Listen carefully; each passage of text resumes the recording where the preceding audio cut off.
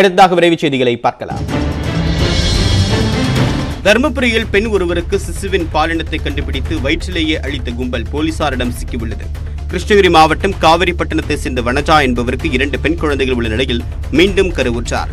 நிறை மாத கர்ப்பிணியான வனஜாவிற்கு 3ஆவதும் பெண் குழந்தையாக பிறந்து விடுமோ என்ற அச்சம் இருந்துள்ளது. அதனால் தர்மபுரியில் உள்ள ஜோதி என்பவரை தொடர்பு கொண்டு பாலின பரிசோதனை மேற்கொண்டுள்ளார். அதில் வயிற்றில் இருப்பது பெண் குழந்தை என்பது தெரிய வந்ததால் வயிற்றிலேயே அதை அளிக்க ஜோதியிடம் வனஜா சம்மதம் தெரிவித்தார்.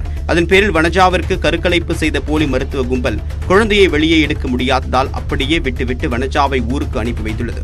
வனஜா அனுமதிக்கப்பட்ட மருத்துவமனையில் இருந்து கிடைத்த தகவலின் அடிப்படையில் ஆட்டோ ஓட்டுநர் வெங்கடேசன் வீட்டில் தருமபுரி மாவட்ட மருத்துவத்துறையினர் சோதனை மேற்கொண்டதில் மேலும் 6 பெண்கள் பாலின பரிசோதனைக்காக காத்திருந்தது தெரியவந்தது.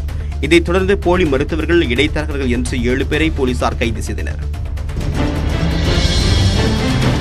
திருவண்ணாமலையில் உள்ள ரமண மகரிஷி ஆசிரமத்தில் தலைமை பாதுகாவலர் தன்னிடம் தகாத முறையில் நடந்து கொண்டதாக பெண் பக்தர் ஒருவர் காவல் நிலையத்தில் புகார் அளித்துள்ளார்.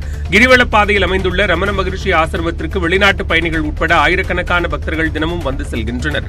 பெங்களூரைச் சேர்ந்த தொழிலதிபர் சுனிதா திமே கவுடா என்பவர் கடந்த 10 ஆண்டுகளாக இந்த ஆசிரமத்தில் அன்னதான சேவையாற்றி வருவதாக தெரிகிறது.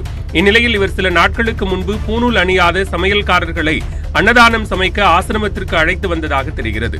இந்த விவகாரத்தில் ஆசிரமத்தின் தலைமை பாதுகாவலரான சுகுமாருக்கும் அவருக்கும் வாக்குவாதம் ஏற்பட்டுள்ளது. இதனிடையே கடந்த 5ஆம் தேதி மீண்டும் ஆசிரமத்திற்கு சென்ற பெண் பக்தரிடம் சுகுமார் தனது ஆடையை அவிழ்த்து காட்டி தகாத முறையில் நடந்து கொண்டதாக காவல் நிலையத்தில் பெண் புகார் அளித்துள்ளார். ரமண ஆசிரமத்தில் பெண் பக்தர்களுக்கு பாதுகாப்பு இல்லாத சூழல் நிலவுவதாகவும் அவர் குற்றம் சாட்டியுள்ளார். வேலூர் மாவட்டம் காட்பாடி அருகே நகை அடகு கடையின் சுவற்றில் துளையிட்டு 60 லட்சம் ரூபாய் மதிப்பிலான நகைகளை கொள்ளையடித்த வழக்கில் 2 போலீசார் கைது செய்தனர். சேர்க்காடு கூற்றோடு பகுதியில் அனில்குமார் என்பவர் அடகு கடை நடத்தி வருகிறார். கடந்த 24ஆம் தேதி இவரது கடையின் சுவற்றில் துளையிட்டு உள்ளே புகுந்த மர்ம நபர்கள் இரும்பு பெட்டி ஒன்றில் வைக்கப்பட்டிருந்த 60 லட்சம் ரூபாய் மதிப்பிலான தங்கம், வெள்ளி பொருட்களை கொள்ளையடித்து சென்றனர்.